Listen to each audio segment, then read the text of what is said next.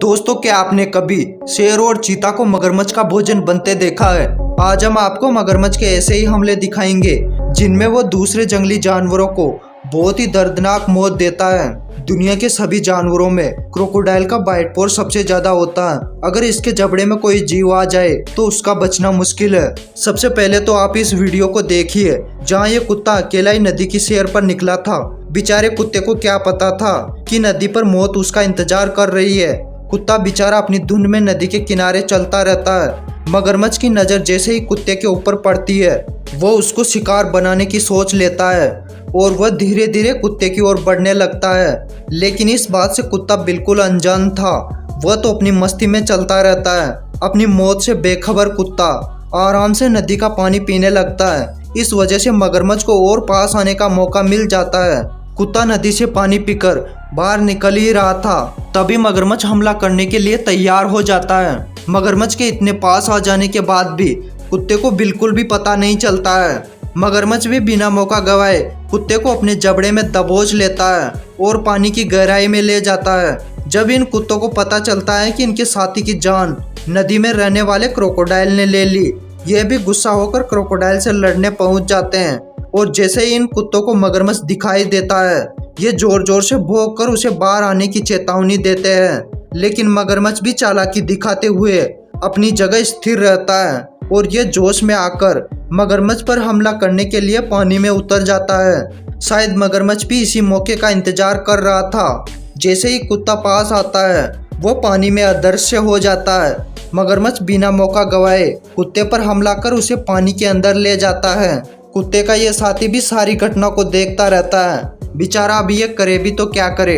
यहाँ तो इस वार्थोग के साथ बहुत बुरा होता है। वार्थोग जंगली कुत्तों से अपनी जान बचाने के लिए पानी में चला जाता है, लेकिन बेचारे वार्थोग की तो आज किस्मत खराब थी। उसे पानी के अंदर भी अपनी मौत सामने दिखाई देती है। बेचारा वार्थोग किनारे पर आकर खड़ा हो जाता है जहाँ भी उसके दोनों ओर मौत खड़ी रहती है। वार्थोग के पास बचने के लिए कोई रास्ता नहीं होता है। क्रोकोडाइल भी बिना देर किए वार्थोग पर हमला कर उसे पानी में ले जाता है। जंगली कुत्ते तो बस देखते रह जाते हैं। क्रोकोडाइल वार्थोग से अपनी भूख मिटा लेता है। अब यहाँ ये इम्पाला अपनी प्यास बुझाने के लिए इस तालाब पर आते हैं। इन इम्पाला को पता होता है कि पानी में मगरमच्छ है, लेकिन ये बेचारे इम्पाला करे भी तो क्या। जंगल में पानी के लिए बस यही तालाब है और जिंदा रहने के लिए पानी पीना भी जरूरी है। इसलिए ये इम्पाला सावधानी रखते हुए पानी पीने की सोचते हैं। इन्हें जब मगरमच्छ दिखाई देता है तो ये डरकर दूसरी जगह जाकर पानी पीने लगते हैं। लेकिन मगरमच्छ से बचना इतना आसान कहाँ है। वह भी मौका मिलते ही हमला कर एक इम्पाला का पैर पकड़कर उसे पानी में ले जाता है। अब यहाँ देसी गायों का ये झुंड भी पानी पीने के लिए तालाब में आता है। इन्हें इस बात का पता नहीं होता है कि तालाब में मगरमच्छ का पूरा झुंड रहता है। मगरमच्छ भी बिना कोई देर करते हुए इनमें से एक काऊ को पकड़ लेता है। गाय को पकड़ने के बाद पानी के सारे मगरमच्छ सक्रिय हो जाते हैं और वह भी गाय को खाने के लिए आ जाते हैं।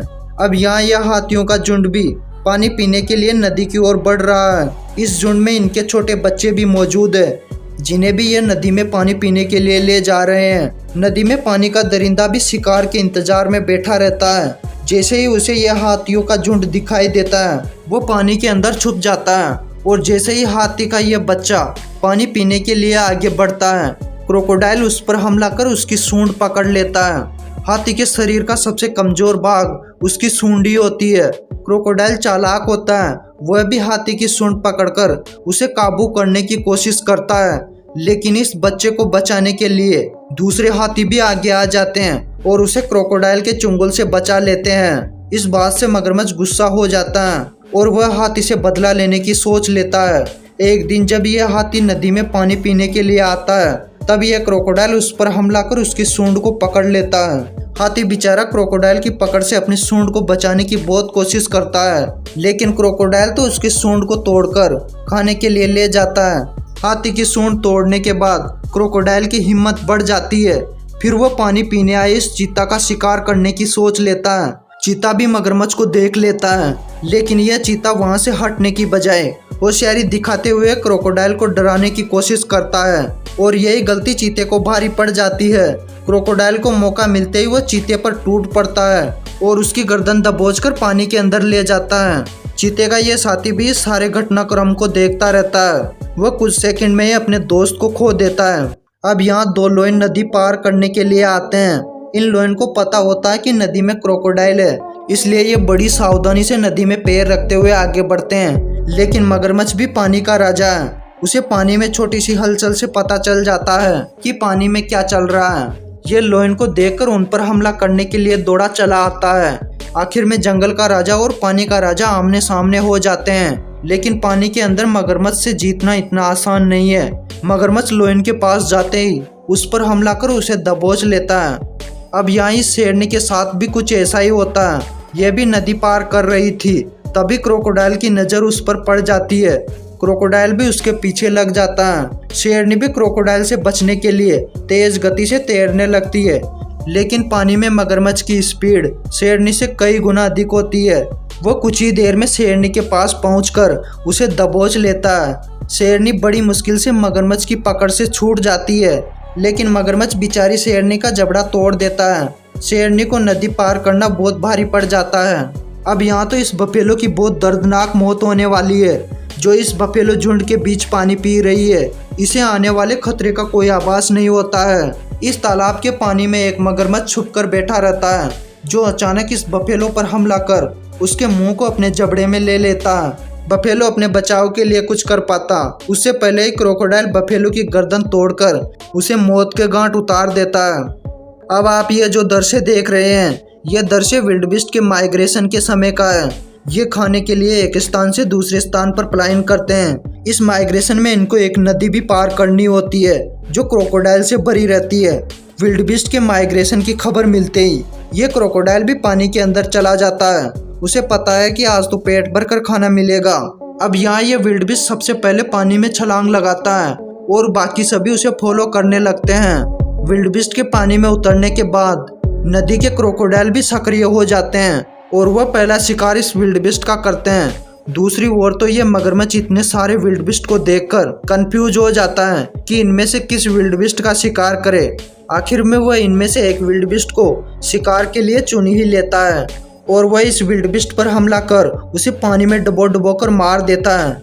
यह मगरमच्छ भी इस विल्डबिस्ट को पकड़कर उसे मौत के गांठ उतार देता है। यह विल्डबिस्ट इन चट्टानों के बीच फंस जाता है। इस विल्डबिस्ट पर मगरमच्छ की नज़र पड़ जाती है।